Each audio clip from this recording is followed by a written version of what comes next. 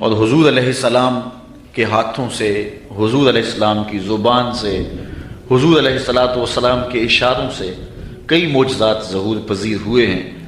علماء نے لکھا ہے کہ ان کی تعداد 1200 تک ہے، اس سے زائد کی تعداد بھی علماء نے لکھی ہے، 1000 کی تعداد بھی لکھی ہے۔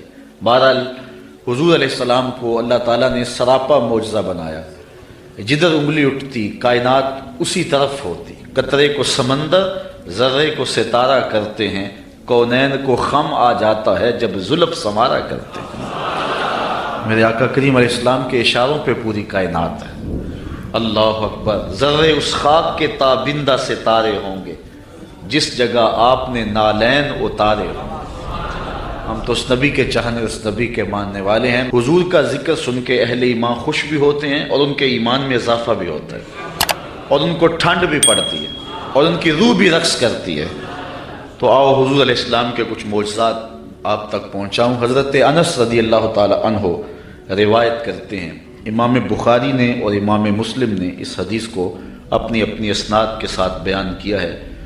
حضرت انس حضور کے خادم خاص ہیں، ویسے سارے صحابہ حضور کے خادم تھے، میں بھی حضور کا نوکر ہوں، آپ بھی حضور کے نوکر ہیں، تو لیکن جب کہا جائے کہ حضور کے خادم کا نام کیا ہے تو نام حضرت انس کا آتا ہے۔ ان کے والد تھے حضرت ابو طلحہ اور والدہ تھی ام سلیم، اور یہ ایسے خوش نصیب لوگ ہیں کہ ان کے بارے میں فرمایا گیا کہ ام سلیم جیسی بیوی کوئی نہیں اور ابو طلحہ جیسا شوہر کوئی نہیں۔ حضور جب ہجرت فرما کے مدینہ تشریف لائے نا تو حضرت انس اس وقت چھوٹی عمر میں تھے، تو حضرت ام سلیم ان کو لے کر کے حضور کی خدمت میں چلی گئیں اور عرض کی حضور یہ گھر کے کام کاج کیا کرے، کوئی گھر کا سودا سلف لانا ہو تو یہ آپ کی نوکری کیا کرے۔ پھر حضور حضرت انس سے بے پناہ محبت کیا کرتے، کبھی انس کہتے، کبھی انیس کہتے، کبھی یا ذل اوزنین، او دو کانوں والے، کبھی یوں پیار کرتے۔ کہتے ہیں ایک بوٹی تھی نمکین، میں پہاڑوں سے کاٹ کے لاتا تھا اور اپنے ہم عمر بچوں کو دیتا، اس بوٹی کا نام حمزہ تھا۔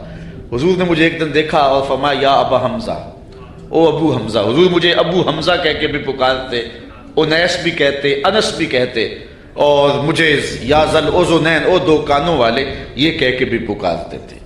حضور بڑی محبت کرتے، 10 سال تک انہوں نے حضور کی نوکری کی ہے، اور کہتے ہیں 10 سال میں ایک بار بھی ایسی نہیں آئی کہ حضور نے مجھے جھڑکا ہو، بس مجھے پیار ہی کیا ہے، جو کہ رحمت للعالمین جو ہیں۔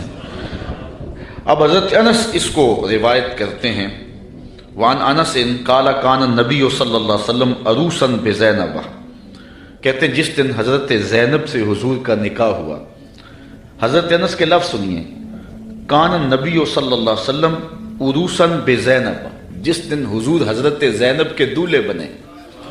حضرت انس روایت کرتے ہیں جس دن حضور حضرت زینب کے دولہے بنے، فعامدت امی ام سلیم الی تمر و سمن و عقت، تو میری ماں ام سلیم نے کچھ کھجوریں، کچھ گھی اور کچھ پنیر دے کر اس کا حلوہ تیار کیا۔ فصنعت حیسن، ایک حلوہ تیار کیا، فجعلتہ فی طور، اور ایک برتن میں ڈال کر کے، فقالت، فرمایا، یا انس اذهب بهذا الی رسول اللہ، یہ حلوہ حضور کی خدمت میں لے جاؤ، یہ حضور کے پاس لے جاؤ۔ اچھا، کہتے ہیں کہ فقل، اور ساتھ حضور سے کہنا، بعثت بهذا الیک امی، حضور یہ حلوہ میری ماں نے بھیجا ہے، یہ حلوہ میری ماں نے بھیجا۔ حضرت ابی بن کعب کہتے ہیں کہ میں ایک دن تلاوت کر رہا تھا تو حضور گزرے اور حضور رک کر کے سنتے رہے، بعد میں حضور سے ملاقات ہوئی تو فرمایا، ابی میں گزرا تھا، میں نے تیرا قرآن پڑھنا سنا ہے۔ تو حضرت ابی بن کعب کہنے لگے کہ حضور اگر مجھے پتا ہوتا نا کہ آپ سن رہے ہیں تو میں اور سنوار کے پڑھتا۔ اعلیٰ حضرت اس حدیث کے تحت لکھتے ہیں کہ کسی کو دکھلانے کے لیے پڑھنا ریاکاری ہوتا ہے اور اجر کو ضائع کر دیتا ہے، لیکن حضور کو دکھانے کے لیے اگر کرو تو اجر ضائع نہیں ہوتا، اجر دوہرا ہو جاتا ہے۔ اس لیے حضرت ابی بن کعب نے کہا کہ اگر مجھے پتا ہوتا نا کہ آپ سن رہے ہیں میں اور سوال کے پڑھتا۔ حضرت انس کی ماں نے کہا کہ حضور کو بتانا کہ یہ میری ماں نے بھیجا ہے، کیونکہ جب حضور کو بتاؤ گے تو حضور دعا دیں گے۔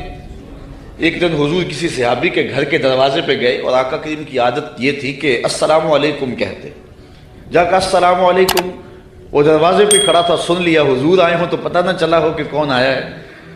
اب اس نے منہ کے اندر کہا وعلیکم السلام، آواز کو اونچا نہیں کیا۔ حضور نے پھر کہا السلام علیکم، تو حضور علیہ السلام نے جب کہا تو اس نے پھر جو ہے وہ چپکے سے کہا وعلیکم السلام۔ پھر حضور نے تیسری مرتبہ کہا السلام علیکم، تو اس نے پھر چپکے سے وعلیکم السلام کہا۔ حضور کی عادت تھی 3 مرتبہ کہتے اور پھر واپس چلے جاتے۔ تو حضور واپس پلٹے تو صحابی حضور کے پیچھے بھاگے۔ حضور فرمایا میاں میں نے تو 3 مرتبہ سلام کہا تھا۔ تو حضور کی بارگاہ میں عرض کی حضور میں نے تینوں بار جواب دیا تھا، لیکن میں نے اونچی جواب اس لیے نہیں دیا تھا کہ حضور بار بار سلامتی کی دعا دیتے رہے۔ اگر میں پہلی مرتبہ وعلیکم السلام کہہ دیتا تو آپ دوسری 2 مرتبہ تو نہ کہتے، تو آپ بار بار مجھے سلامتی کی دعا دیتے رہیں۔ حضرت انس کی ماں نے اس لیے جو ہے وہ اپنے بیٹے کو کہا کہ جا کے بتانا تاکہ حضور دعا دے دیں۔ تو کہا کہ جا حضور سے کہنا کہ حضور یہ میری ماں نے بھیجا ہے، وَهِيَ تُقْرِئُكَ السَّلَامَ، اور حضور وہ آپ کو سلام بھی کہتی تھی، آپ کو سلام بھی کہتی تھی۔ کتنا خوبصورت انداز حضرت انس کی والدہ کا۔ ہمارے یہاں ایک ساتھی ہیں، میں عمرے پہ حاضر ہوا تو میں ایئرپورٹ پہ تھا تو انہوں نے اپنی والدہ سے میری بات کروائی، تو بڑے لوگوں نے کہا وہاں حضور علیہ السلام کی بارگاہ میں ہمارا سلام پیش کرنا، لیکن اماں جی کا انداز اتنا میٹھا تھا اور اتنا پیارا تھا تو مجھے فون پہ کہنے لگے جا کے سرکار نے میرا السلام علیکم دے دینا۔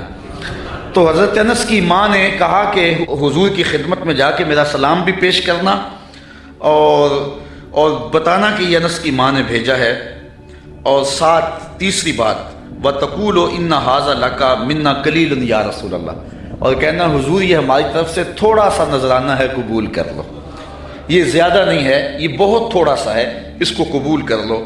کہتے ہیں میں حضور کی خدمت میں حاضر ہوا، فَذَهَبْتُ فَقُلْتُ، میں حاضر ہوا، جو ماں نے کہا تھا وہ میں نے کہہ دیا۔ 3 باتیں ماں نے کہی تھی، ایک کہنا کہ حضور میری امی نے بھیجا ہے، دوسرا کہ حضور آپ کو سلام بھی کہتی تھی، اور تیسرا کہ کہتی تھی کہ حضور یہ ہماری جانب سے تھوڑا سا ہے۔ تو حضور کی خدمت میں جا کے میں نے کہہ دیا، فقال داہو، حضور نے فرمایا رکھ دو۔ ثم قال، پھر کہا اذهب فدعو لی فلانا و فلانا و فلانا، پھر فرمایا اٹھو فلاں کو بلا لاؤ، فلاں کو بلا لاؤ، فلاں کو بلا لاؤ۔ رجالا سماہم، حضور نے بہت سارے لوگوں کے نام بتائے کہ جاؤ فلاں کو بھی بلا کر کے لاؤ، فلاں کو بھی بلا کر کے لاؤ، اور پھر فرمایا وَدْعُ لِي مَنْ لَقِيتَ، اچھا جو بھی ملے اس کو بھی دعوت دے آنا۔ کچھ لوگ نام بنام بتائے کہ ان کو تو جا کے بلا کے لاؤ نا، اور ان کو پیغام میرا دے کے آؤ، اور پھر کرنا راستے کے اندر اگر تمہیں کو ملے تو اسے بھی کہہ دینا کہ تیری حضور کے گھر دعوت ہے۔ اچھا حضرت انس رضی اللہ تعالیٰ عنہ فرماتے ہیں کہ میں چلا، فدعوت من سما و من لقیت، جو حضور نے نام بتائے تھے میں نے جا کے ان کو بھی کہا، اور جو راستے میں ملا میں نے اسے بھی کہا، اور میاں تجھے حضور بلا رہے ہیں، حضور کے گھر میں تیری دعوت ہے۔ فرجعت فیض البیت غاص باہلہ، کہتے جب میں واپس پلٹا نا تو حضور کا ویڑا لوگوں کے ہجوم سے بھرا ہوا تھا۔ یار کوئی منسٹر دعوت دے کہ بیٹے کی شادی ہے آنا تو لوگ پھولے نہیں سماتے، بتاتے پھرتے آج میں بڑا مصروف ہوں، میاں آج کیا ہے جی؟ آج میں نے شادی پہ جانا ہے۔ یار جس کو منسٹر بلائے، جس کو ایم پی اور ایم این اے بلائے، وہ تو خوشی سے پھولا نہ سمائے کہ آج فلاں گھر میری دعوت ہے، پھر ان کی خوشی کا عالم کیا ہوگا جن کی دعوت محمد عربی کے گھر میں تھی۔ تو کہتے جب واپس پلٹا تو گھر بھرا ہوا تھا لوگوں سے۔ اچھا تابعی نے، جس نے حضرت انس سے روایت سنی، اس نے کہا فقلت لانس، میں نے انس سے کہا، قیل لانس، حضرت انس سے کہا گیا عددکم کم کان، کہ لوگ تھے کتنے جن لوگوں سے گھر بھرا ہوا تھا، ان کی تعداد کوئی اندازہ ہے؟ حضرت انس کہنے لگے 300 کے قریب ہوں گے لوگ۔ میں ایسے گیا اور ایسے پلٹ کے آ گیا، اور جب واپس آیا تو 300 لوگوں سے حضور کا گھر بھرا ہوا تھا۔ اب آقا کریم علیہ السلام نے فرمایا، حضرت انس کہتے ہیں فرأیت النبی صلی اللہ علیہ وسلم وضع یدہ علی تلک الحیضہ، کہ حضور نے اپنا دست برکت اس پیالے پہ رکھ دیا، اس حلوے پر اپنا دست شفا، دست نور، دست برکت، دست رحمت اس پیالے پر رکھ دیا، اور وَتَكَلَّمَ بِمَا شَاءَ اللَّهُ، اور جو اللہ نے چاہا وہ حضور نے پڑھا، ہاتھ رکھا، کھانے کو سامنے رکھا، اور پھر جو اللہ نے چاہا حضور نے وہ تلاوت کی۔ اللہ اکبر۔ اب کوئی ضد کرتا ہے کہ میں سامنے کھانا نہیں رکھنا تو نہ رکھے، اس کی مرضی، لیکن حدیث یہی ہے کہ حضور علیہ السلام نے سامنے رکھا، ہاتھ بھی رکھا اور جو اللہ نے چاہا پڑھا بھی حضور نے۔ اچھا پھر اس کے بعد کیا کیا؟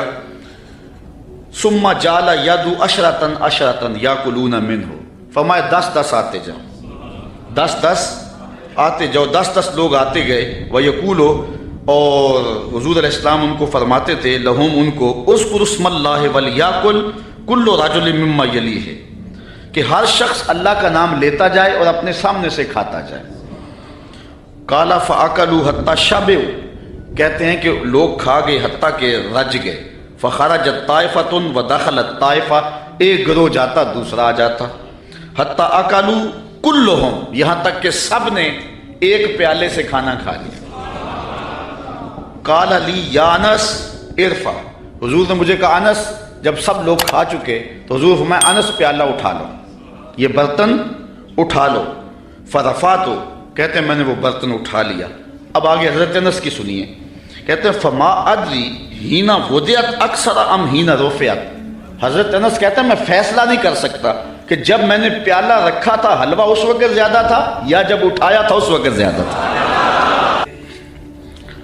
حضور علیہ السلام کا ایک اور معجزہ سنیے۔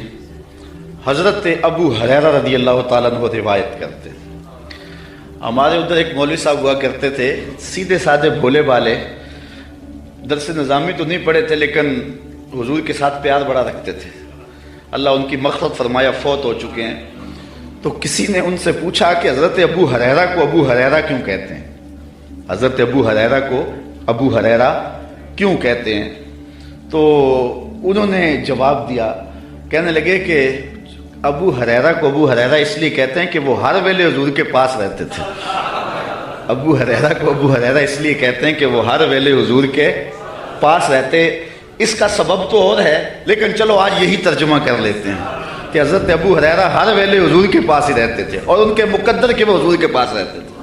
اچھا، حضرت ابو ہریرہ رضی اللہ تعالی عنہ اصحاب صفہ میں سے ہیں، اسلام کی پہلی یونیورسٹی صفہ اس کے طالب علم ہیں، اور حضور سے بلا تعین اوقات انہوں نے پڑھا ہے، اور آقا کریم نے ان کے سینے کے اندر علم کوٹ کوٹ کے بھر دیا۔ کہتے ہیں میں بہت کچھ سنتا تھا بھول جاتا تھا، پھر ایک عرض کی انی اسمع منک حدیثا کثیرا، بہت کچھ سنتا ہوں لیکن یاد نہیں رہتی۔ فرمایا ابسط ردا کا یا ابا ہریرہ، چادر بچھا لو۔ پھر چادر بچھی تو حضور نے یوں کو شے ڈال دی، فرمایا سمیٹو اور سینے سے لگاؤ۔ کہتے ہیں سینے سے لگایا پھر بھول نہیں سکا۔ حضرت ابو ہریرہ نے حضور علیہ السلام سے کثرت کے ساتھ احادیث امت کو پہنچائی۔ اصحاب صفہ میں تھے، کوئی شخص خدمت کر جاتا، کوئی گھر میں چیز کسی نے تیار کی دے جاتا، کھا لیتے، بھوک بھی کاٹتے۔ کہتے ایک دن ایسا تھا کہ اتنی بھوک لگی کہ کھانے کے لیے کچھ نہ تھا اور میری کمر بھی سیدھی نہیں ہو رہی تھی۔ میں مسجد نبوی کے ایسے زاویے میں جا کے بیٹھ گیا جہاں لوگوں کا گزر ہوتا تھا۔ میرا خیال یہ تھا کوئی گزرتا گزرتا مجھے دیکھے گا اور میرے چہرے پر بھوک اور پیاس کے آثار دیکھے گا تو کوئی میری ضیافت کرے گا اور میری کمر سیدھی ہو جائے گی، لیکن جو بھی آتا سلام لے کے گزر جاتا، کسی نے اس پہ غور نہ کیا۔ خیر حضرت عمر رضی اللہ تعالیٰ عنہ آئے تو میں نے ان سے قرآن مجید کی کسی آیت کے بارے میں پوچھا۔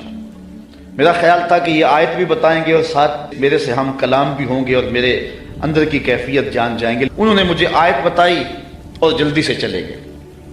میں پھر پریشان، پھر حضرت ابو بکر صدیق رضی اللہ تعالیٰ عنہ آئے، میں نے ان سے بھی کوئی مسئلہ شرعی پوچھا، انہوں نے مسئلہ بتایا اور چلے گئے۔ میں دل میں سوچا کہ میرا مسئلہ تو حل نہ ہوا۔ کہا پھر میں بیٹھا تھا کہ دل و قلب و نگاہ کا مرشد اولین آ گئے، حضور آ گئے۔ میں نے حضور سے بھی کوئی مسئلہ پوچھا، حضور نے میری جانب غور سے دیکھا اور پھر مسکرا پڑے اور کہا ابو ہریرہ بھوک لگی ہوئی ہے؟ میں نے عرض کی حضور مجھے بھوک لگی ہوئی ہے۔ فرمایا میرے پیچھے آ جاؤ۔ حضور علیہ السلام نے اہل خانہ کو کہا کہ کوئی چیز ہے کھانے کے لیے؟ انہوں نے کہا کسی طرف سے دودھ کا ایک پیالہ آیا ہے۔ کہتے کہ میری جان میں جان آئی، لیکن حضور نے فرمایا ابو ہریرہ جو صفہ پہ بیٹھے ہیں ان کو بھی بلا لاؤ۔ صرف ابو ہریرہ رضی اللہ تعالی عنہ سے ہی پیار نہیں ہے، جو باقی خادم ہیں ان سے بھی پیار ہے۔ آقا تو سب کے ہیں نا، وہ بھی بھوک میں تڑپ رہے ہیں، کہا ان کو بھی بلا لاؤ۔ کہتے میں گیا ان کو بلا لایا، پھر حضور نے مجھے پیالہ دیا اور کہا دائیں سے شروع ہو جاؤ۔ میں اس پیالے کو پیش کیا اور ایک شخص سیراب ہو کے پی جاتا ہے، میں نے غور کیا تو ایک قطرہ بھی کم نہیں ہوا تھا۔ مجھے تسلی ہو گئی، میں نے دوسرے کو دیا، تیسرے کو دیا، 70 آدمی دودھ پی گئے اور پیالے میں کمی واقعہ لگتا یہ تھا اللہ نے اس دودھ کا تعلق حوض کوثر کی نہر سے جوڑ دیا تھا۔ کہتے ہیں 70 آدمی دودھ پی گئے۔ پھر حضور فرمایا ابو ہریرہ کون باقی؟ میں نے عرض کی حضور ایک آپ باقی ایک میں باقی۔ تو حضور نے فرمایا ابو ہریرہ پیو۔ کہتے ہیں میں نے پیا۔ فرمایا اور پیو۔ میں نے اور پیا۔ پھر فرمایا اور پیو۔ میں نے کہا مجھے اس رب کی قسم جس نے آپ کو حق کے ساتھ مبعوث کیا ہے، میرے میں تو ایک قطرے کی بھی اب گنجائش باقی نہیں رہی۔ تو حضور علیہ السلام نے میرے ہاتھ سے پیالہ لیا اور نوش جاں کیا۔ اعلیٰ حضرت فرماتے ہیں ہاں جناب ابو ہریرہ کیسا تھا وہ جام شیر؟ ہاں جناب ابو ہریرہ کیسا تھا وہ جام شیر جس سے 70 صاحبوں کا دودھ سے منہ بھر گیا۔ 70 آدمی دودھ کے ایک پیالے کو پی گئے۔ میرے استاذ المکرم قبلہ مفتی حبیب اللہ صاحب رحمۃ اللہ تعالی علیہ فرمایا کرتے تھے کہ ایک پہلو تو یہ ہے کہ دودھ کا ایک پیالہ 70-72 آدمیوں کو کافی ہو گیا۔ ذرا تھوڑا سا ادھر بھی غور کرو کہ 2 جہاں کا سردار ہے، 71 آدمیوں کا جوٹا پی رہا ہے۔ یہ پہلو بھی تمہارے پیش نظر رہنا چاہیے کہ 2 جہاں کا سردار ہو کہ اتنے آدمیوں کا جوٹا پی رہا ہے۔ اللہ اکبر۔ آئیے حضور علیہ الصلوۃ والسلام کہ ایک اور معجزہ کو سنتے ہیں اور اپنے ایمان کو تازہ کرتے ہیں۔ حضرت جابر رضی اللہ تعالی عنہ روایت کرتے ہیں، کہتے ہیں حدیبیہ کے مقام پہ آقا کریم وضو کرنے لگے تو لوگ اکٹھے ہو گئے۔ فرمایا کیا ماجرا ہے؟ عرض کی کہ حضور پانی نہیں ہے، تو اس لیے لوگ جو ہیں وہ پیاس سے تڑپ رہے ہیں۔ تو آقا کریم علیہ السلام نے جو ہے وہ کوزے کے اندر اپنا دستے برکت ڈال دیا۔ اب سنو حدیث کے لفظ، یہ بھی بخاری شریف کی روایت ہے۔ فوضع النبی صلی اللہ علیہ وسلم یدہ فی الرکوہ، حضور علیہ السلام نے اس کوزے میں اس برتن میں اپنا دست شفا ڈال دیا۔ فجعل الماء یفور بین اصابعہ کامثال العیون، حضور کی انگلیوں سے پانی یوں پھوٹتا تھا جس طرح چشمے نکلتے تھے، یوں پانی پھوٹ رہا ہے۔ قال فشربنا وتوضانا، کہا کہ ہم نے پانی پیا بھی اور وضو بھی کیا۔ قیل لجابر کم کنتم، راوی نے حضرت جابر سے بھی پوچھا کتنے کو لوگ تھے تم؟ قال لو کنا 100,000 لکفانا، کہا لاکھ بھی ہوتے تو کافی تھا، لاکھ بھی ہوتے تو کافی تھا۔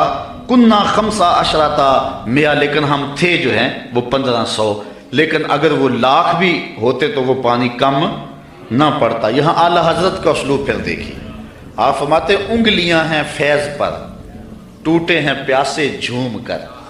انگلیاں ہیں فیض پر، ٹوٹے ہیں پیاسے جھوم کر، ندیاں پنجاب رحمت کی ہیں جاری واہ واہ، ندیاں پنجاب رحمت کی ہیں جاری واہ واہ۔ حضرت انس روایت کرتے ہیں، قال نعى النبی صلی اللہ علیہ وسلم زیدا وجعفرا وابن رواحہ للناس قبل ان یاتیہم خبرہم، جنگ موطا پر حضرت نبی رحمت صلی اللہ علیہ وسلم نے صحابہ کو روانہ کیا۔ یہ 8 ہجری کو جنگ ہوئی ہے، مسلمانوں کی تعداد صرف 3000 اور ہرکل کے سپاہیوں کی تعداد 1 لاکھ۔ 3000 1 لاکھ کے مقابلے میں آئے۔ شام میں یہ جنگ گمسان کی لڑی جا رہی ہے، جنگ وہاں ہو رہی ہے اور حضور ہیں مدینے میں، اور آقا کریم یہاں بیٹھ کے جنگ کے واقعات سنا رہے ہیں، جنگ کے واقعات سنا رہے ہیں۔ تو حضور نے ارشاد فرمایا کہ اخذ رایۃ زید فاصیب، فرمایا جھنڈا اب حضرت زید نے پکڑ لیا، جھنڈا لشکر اسلام کا حضرت زید نے پکڑا ہے۔ پھر فرمایا کہ وہ شہید کر دیے گئے۔ ثم اخذ ابن رواحہ فاصیب، پھر فرمایا عبداللہ ابن رواحہ نے پکڑا جھنڈا، پھر فرمایا وہ بھی شہید کر دیے گئے۔ وَعَيْنَاهُ تَذْرِفَانِ، حضور یہ بیان کرتے جا رہے تھے اور آنکھوں سے آنسو ٹپک رہے تھے۔ پھر اس کے بعد حضور نے فرمایا حَتَّى أَخَذَ الرَّایَةَ سَيْفٌ مِّن سَيُوفِ اللَّهِ، یعنی خالد ابن الولید، فرمایا اب اللہ کی تلواروں میں سے ایک تلوار خالد بن ولید نے پکڑ لیا ہے۔ حَتَّى فَتَحَ اللَّهُ عَلَيْهِمْ، یہاں تک کہ اللہ تعالیٰ نے ان کو فتح عطا فرما دی۔ بیٹھے مدینے میں ہیں، نظر کہاں ہے؟ جہاں موتا کی جنگ ہو رہی ہے، یہ شام کے علاقے میں واقعہ ہے۔ حضرت خالد بن ولید کے ہاتھ پر اللہ تعالیٰ نے اسلام کو فتح دی اور 3000 مجاہدوں نے 1 لاکھ کے دانت کٹے کر کے رکھ دیے، اور حضرت خالد بن ولید کو سیف اللہ اسی موقع پہ کہا گیا. آپ نے کافروں پر اس جنگ میں 8 تلواریں توڑی تھی. تلوار توڑنا عرب میں بہادری کی علامت تھی. جو تلوار توڑتا اتنے لوگوں کو مارتا کہ اس کی تلوار ٹوٹ جاتی. اس جنگ میں 8 تلواریں توڑی حضرت خالد بن ولید. ساری زندگی حضرت خالد بن ولید کی آرزو رہی کہ میں بھی شہید ہو جاؤں راہ خدا میں، لیکن یہ ان کی آرزو پوری نہ ہو سکی، اس لیے کہ وہ اللہ کی تلوار تھے، اور اللہ کی تلوار کو کون توڑتا. اس لیے حضرت خالد بن ولید رضی اللہ تعالیٰ عنہ ساری زندگی جو ہے وہ کسی جنگ کے اندر بھی نامراد نہیں ہوئے اور ناکام نہیں ہوئے. ایک موقع پر جبلہ بن احم کے مقابلے میں حضرت خالد بن ولید تھے. اس معاملے میں مسلمانوں کی پسپائی ہوئی. حضرت خالد بن ولید کو حضرت رافع بن عمر طائی نے کہا کہ اب ہماری قضا آ گئی. ان کا ایک افسر انہوں نے مارا اور انہوں نے یک بارگی حملہ کر دیا. مسلمانوں کی تعداد تھوڑی تھی. حضرت رافع بن عمر طائی نے کہا کہ اب ہماری موت آ گئی، اب ہماری قضا آ گئی. حضرت خالد بن ولید نے کہا کہ واقعی مجھے بھی یوں ہی لگتا ہے، چونکہ میں کسی جنگ میں ناکام نہیں ہوا اور پسپا نہیں ہوا، لیکن آج ہم پسپا ہو رہے ہیں. اس کی ایک وجہ ہے کہ حضور علیہ السلام کے مبارک بال میرے پاس تھے اور میں ٹوپی میں سیے ہوئے تھے اور ہر جنگ میں میرے ساتھ ہوتے تھے. آج میں ٹوپی گھر بھول آیا ہوں، اور یہ مصیبت جو ہمارے اوپر پڑی ہے اس لیے کہ میرے پاس آج وہ حضور علیہ السلام کے معجز نما بال جو ہیں آج وہ موجود نہیں ہیں. لیکن بندہ مٹ نہ جائے آقا پہ تو وہ بندہ کیا ہے، بے خبر ہو جو غلاموں سے وہ آقا کیا ہے. دور طیبہ سے جب بھی میں تڑپا کبھی، ان کو حالات کی سب خبر ہو گئی. حضور حضرت ابو عبیدہ کو خواب میں ملے اور فرمایا خالد پہ مشکل بنی اور تم یہاں سو رہے ہو. وہ فوراً اٹھے اور اعلان کروا دیا، کہا جلدی تیار ہو جاؤ، حضرت خالد کی مدد کو پہنچنا ہے. راتوں رات لشکر تیار ہوا اور حضرت خالد بن ولید رضی اللہ تعالی عنہ کی مدد کے لیے لشکر چل پڑا. انہوں نے دیکھا کہ ایک نقاب پوش سوار ہے جو لشکر سے ہٹ کر کے چل رہا ہے. امیر لشکر نے کہا کہ ذرا اس شخص کو دیکھو یہ کون ہے، کوئی جاسوس نہ ہو. جب مجاہد اس کے پاس گئے اس نے کہا کہ پیچھے ہٹ جاؤ، میں کوئی غیر نہیں ہوں، میں حضرت خالد بن ولید کی بیوی ہوں. جب حضرت ابو عبیدہ نے اعلان کروایا نا کہ تیار ہو جاؤ کہ خالد پہ مشکل آ گئی ہے، تو میں نے سوچا کہ اللہ کے شیر پہ کبھی مشکل آئی تو تھی نہیں، یہ کیا ہو گیا. تو میں نے غور کیا تو ان کی ٹوپی گھر رہ گئی تھی.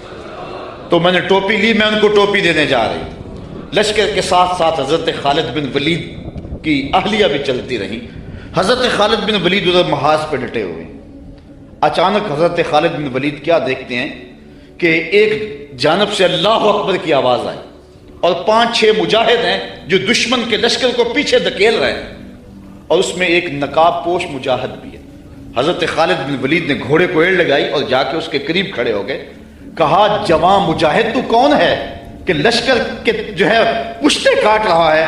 اس نے تھوڑا سا نقاب سرکا کے کہا آنا زوجتو کا ام تمیم، میں تمہاری بیوی ام تمیم ہوں، اور تم حضور کے بالوں والی ٹوپی بھول آئے تھے، میں وہ تمہیں دینے آئی ہوں.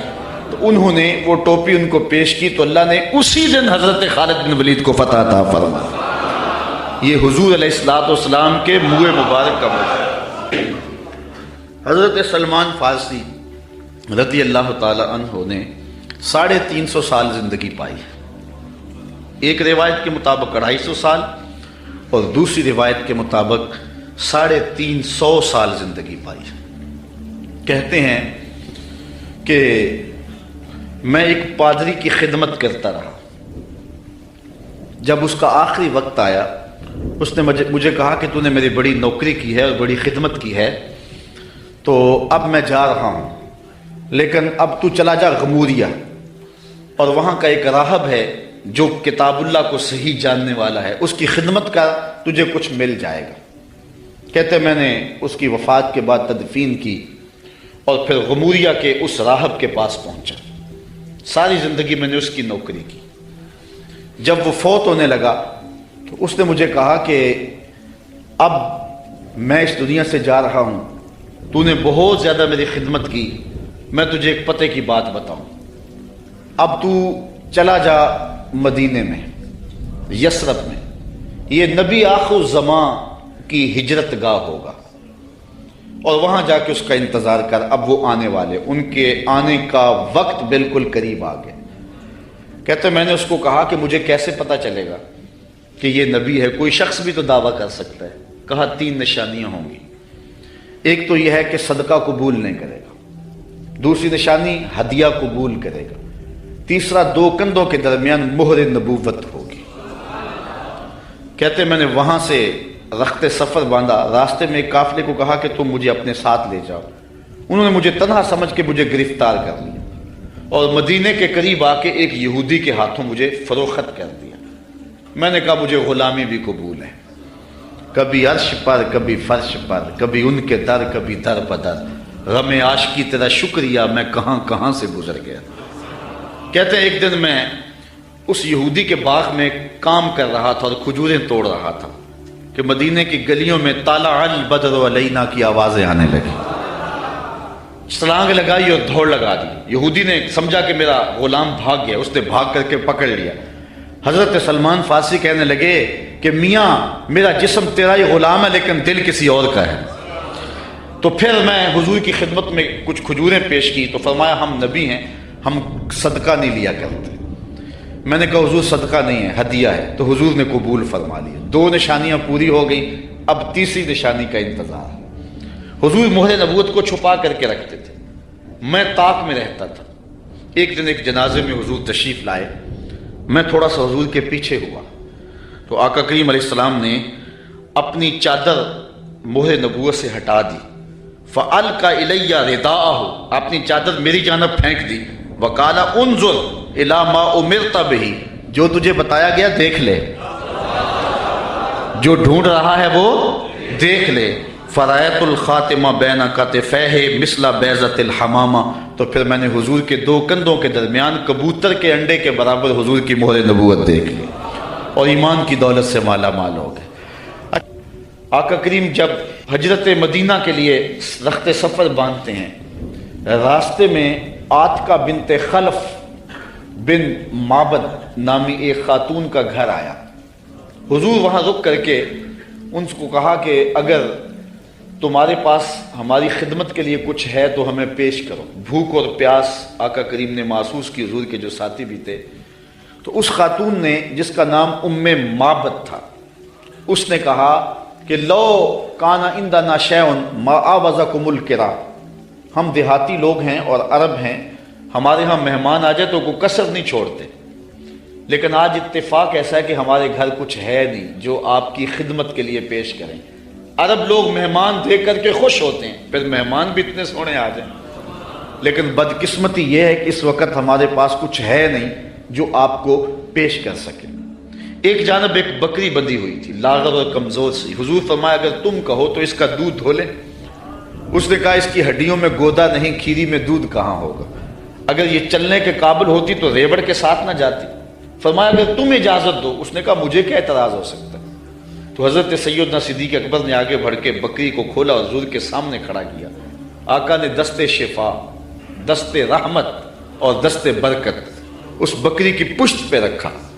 جو ہی حضور کا ہاتھ آیا تو اس نے جھرجھری لی، ٹانگیں چوڑی کر دی، اس کی کھیری میں دودھ اترایا۔ حضور علیہ السلام نے فرمایا کہ کوئی برتن لا۔ اس نے گھر کا برتن پیش کیا۔ حضور نے دودھ دھوا تو جھاگ اٹھنے لگی، حتیٰ کہ گھر کے سارے برتن دودھ سے بھر گئے۔ معبد کے گھر کی تھالیاں بھی دودھ سے بھر گئی۔ حضور نے بھی پیا، حضور کے ساتھیوں نے بھی پیا۔ معبد اور گھر میں اس کا ایک بچہ تھا، اس کے پاس، اس نے بھی دودھ پیا۔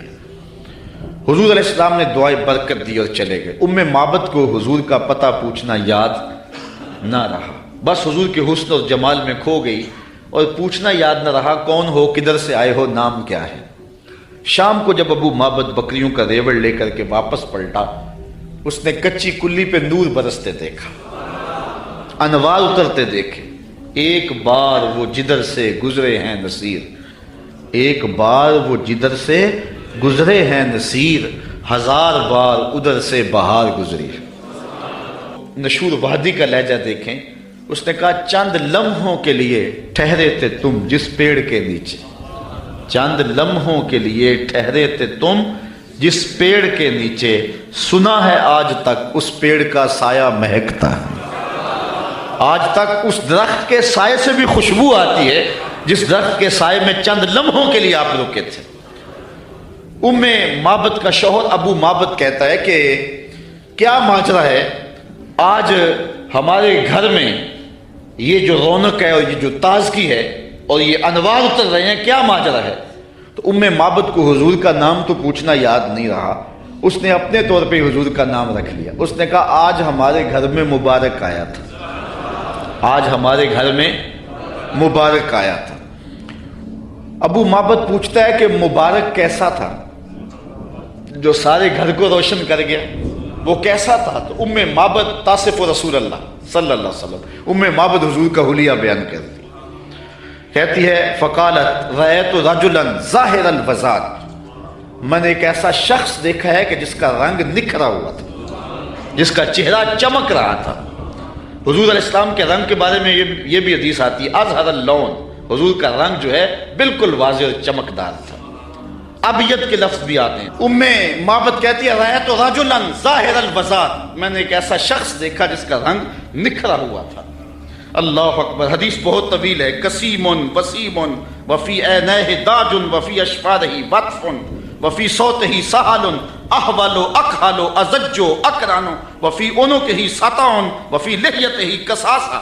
کہا کیا بتاؤں، رنگ سونا تھا، ابرو ملے ہوئے تھے، پلکیں لمبی تھی، آنکھیں سرمگی تھی، گردن سراہی جیسی تھی، ہاتھ خوبصورت تھے، خاموش ہوتے تو پھر بھی وقار ہوتا۔ لیکن میں ام معبد کا صرف ایک جملہ آپ کی نظر کرنا چاہ رہا ہوں۔ ہزارہا مصنفین، نثر نگار اور شعراء اور ادباء کے سارے ادب پارے اور ساری نثر نگاریاں اور ساری انشاء پردازیاں اس کے ان دو جملوں پہ قربان۔ ام معبد نے کیا کہا، میرے شوہر میں کیا بتاؤں کہ وہ مبارک کیسا تھا، میں کیا بتاؤں وہ مبارک کیسا تھا، بس اتنی بات سن لو۔ ابہى الناس وَأَجْمَلَهُ مِنْ بَعِيدٍ وَأَحْسَنَهُ مِنْ قَرِيبٍ، وہ اتنا سونا تھا جب کوئی اس کو دور سے دیکھتا تو سونا نظر آتا، قریب آ کے دیکھتا تو اور سونا نظر آتا۔ یہ دو جملے اس کے دیکھیے، دور سے کوئی دیکھے تو پھر بھی سونا، قریب آئے تو پھر بھی۔ کچھ لوگ دور سے بھلے لگتے ہیں، قریب آئے تو نقوش میں وہ کشش نہیں ہوتی ہیں۔ کچھ لوگ قریب سے سونے، دور سے دھندلے ہو جاتے ہیں۔ لیکن کہا وہ اتنا سونا تھا، دور تھا پھر بھی سونا لگتا تھا، قریب آیا تو پھر بھی۔ اچھا، یہاں اس نے حضور کی سیرت بھی بیان کی ہے۔ کچھ لوگ دور سے اچھے لگتے ہیں، قریب آ کے اچھے، دور سے اچھے لیکن رشتہ داری کر کے دیکھو تو اچھے نہیں ہیں، کاروبار کر کے دیکھو تو اچھے نہیں ہیں، دوستی لگا کے دیکھو تو اچھے نہیں ہیں، سفر کر کے دیکھو تو اچھے نہیں ہیں۔ وہ کیا، کسی نے کہا اس کے لہجے میں یوں تو برف تھی لیکن جو چھو کے دیکھا تو ہاتھ جل گئے۔ کچھ لوگ دور سے سہانے سہانے، قریب آئیں تو کان پھٹیں ڈھول کی طرح۔ لیکن اس نے حضور کی صورت بھی بیان کی اور جملوں میں حضور کی سیرت بھی بیان کی۔ کہا وہ اتنا سونا تھا، دور تھا تو پھر بھی سونا لگتا تھا، قریب آ گیا تو پھر بھی سونا لگتا تھا۔ دور تھا تو نظریں جھکی ہوئی تھی، قریب آیا تو حیا کے پہرے تھے۔ عجیب حسن تھا، عجیب رنگ تھا، دور سے بھی سونا لگتا تھا، قریب سے بھی سونا لگتا تھا۔ اچھا، ایک ترجمہ اس کا میں نے بھی کیا ہے، اگر آپ کا ذوق ہو سلامت۔ اس نے کہا کہ کیا بتاؤں، دور سے بھی سونا اور قریب سے بھی سونا۔ تو میرے ذہن میں اس کا مفہوم ایک یہ بھی آیا ہے، مفہوم وہی ہے لیکن ایک یہ بھی آیا ہے، اور آپ اس کی تائید کریں گے، علماء تشریف فرما ہے، شفقت فرمائیں گے۔ تو اس نے کہا کہ میں کیا بتاؤں وہ کتنا سونا تھا، دور تھا تو سونا لگتا تھا، قریب آیا تو اور سونا لگتا تھا۔ تو میں کہتا ہوں کہ حضور دور سے بھی سونے اور قریب سے بھی۔ جنہوں نے قریب سے دیکھا نا، انہوں نے کہا کل قمر لیلۃ البدر لم ارا قبلہ ولا بعدہ مثلہ۔ کیا پوچھتے ہو، 14ویں رات کا چمکتا ہوا چاند تھے حضور۔ حضور جیسا نہ پہلے دیکھا نہ بعد میں دیکھا۔ یہ کس نے کہا؟ حضرت ابو ہریرہ نے، جس نے پاس کھڑے ہو کر کے دیکھا۔ جس نے قریب سے دیکھا اس نے کہا کل قمر لیلۃ البدر، اور جس نے 13 صدیوں کے فاصلے پہ کھڑے ہو کے دیکھا اس نے کہا مکھ چند بدر شاہ شانی، متھے چمک دی لاٹ، کالی زلف تے اکھ مستانی ہے، مخمور رکھی ہند مد بھری۔ جس نے قریب کھڑے ہو کے دیکھا اس نے کہا کہ چاند چڑھا ہوا تھا اور حضور لال دھاری دار یمنی چادر اوڑھ کے آرام کر رہے تھے۔ حضرت جابر بن سمرہ کہتے ہیں کبھی اسے دیکھوں کبھی انہیں دیکھوں، فائزہ ہوا اندی احسن من القمر، پھر میں نے فیصلہ کیا نہیں حضور سونے ہیں۔ جس نے قریب سے دیکھا اس نے کہا کہ چاند سے حضور سونے ہیں، اور جو 13 صدیوں کے فاصلے پہ کھڑے ہو کے بریلی سے دیکھتا رہا اس نے کہا خورشید تھا کس زور پر، کیا بھڑ کے چمکا تھا قمر، بے پردہ جب وہ رخ ہوا یہ بھی نہیں وہ بھی نہیں۔ جس نے قریب سے دیکھا اس نے کہا کان رسول اللہ صلی اللہ علیہ وسلم افلج الثنیتین اذا تکلم رویا کالنور یخرج من بین ثنایاہ، کہ حضور کے سامنے والے دانتوں میں ہلکا سا سوراخ تھا اور حضور جب بولتے تھے نور کی کرنیں چھن چھن کے نکلتی تھی۔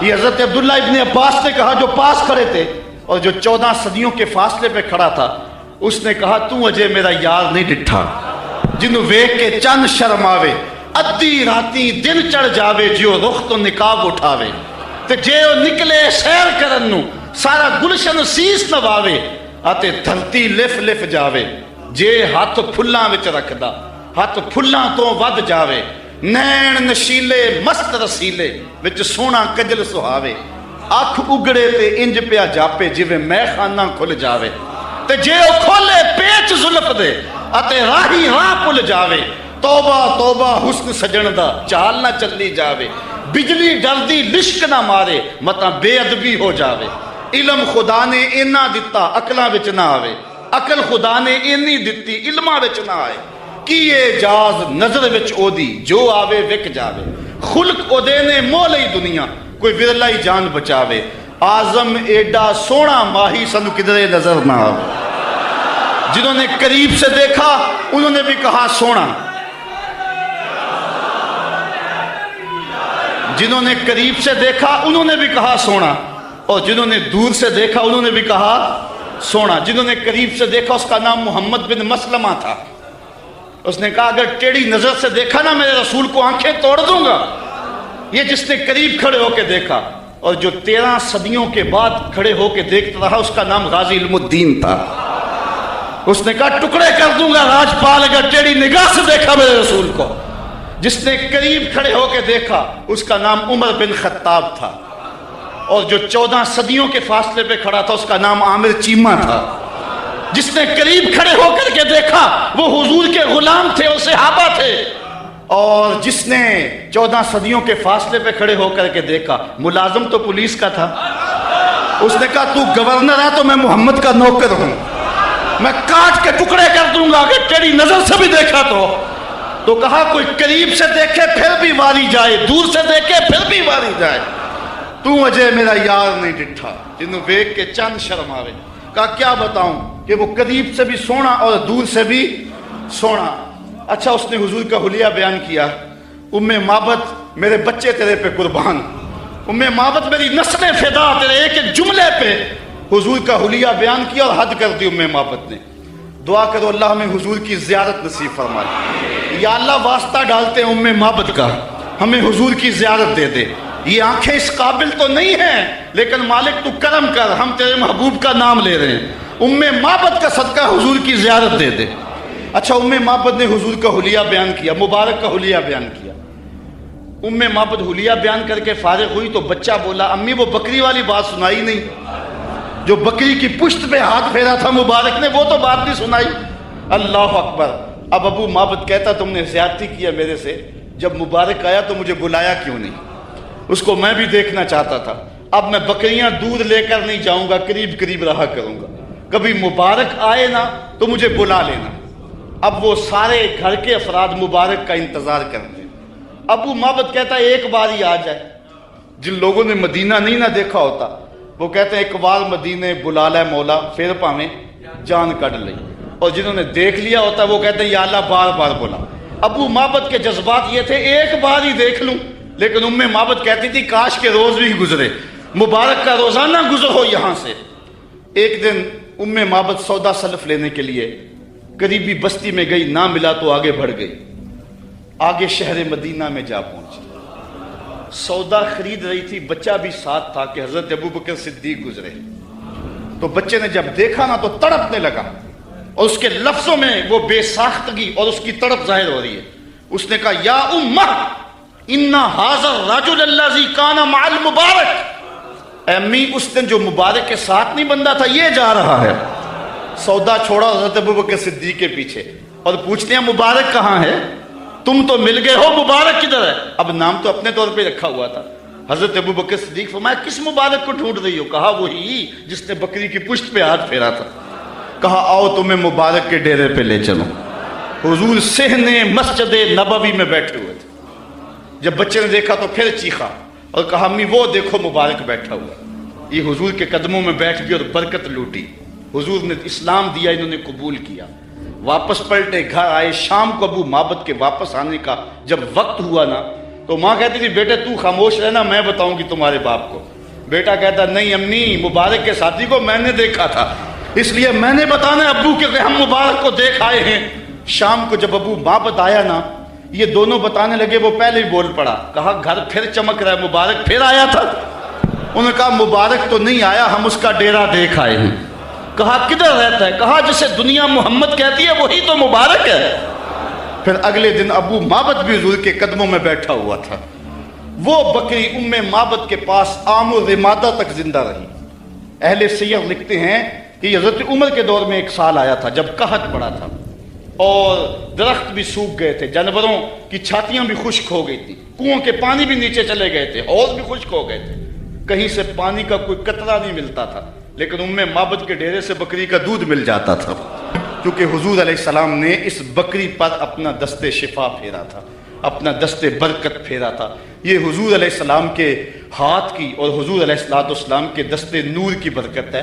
یہ ہاتھ تو اٹھ جائے تو چاند کے ٹکڑے ہوتے ہیں، یہ ہاتھ اٹھ جائے تو سورج پلٹ کے سر کے وقت پہ آتا ہے۔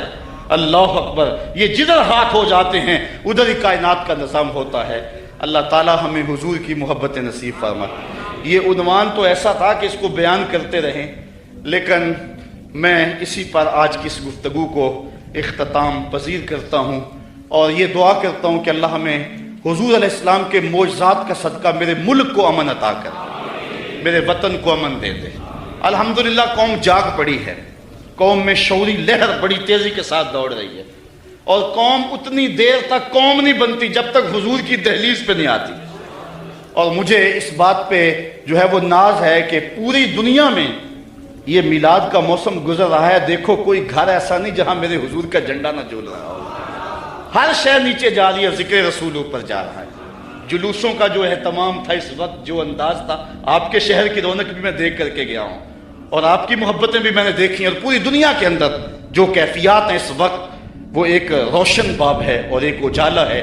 اللہ تعالی ہم سب کو حضور کی محبت نصیب فرمائے۔ وآخر دعوانا ان الحمدللہ۔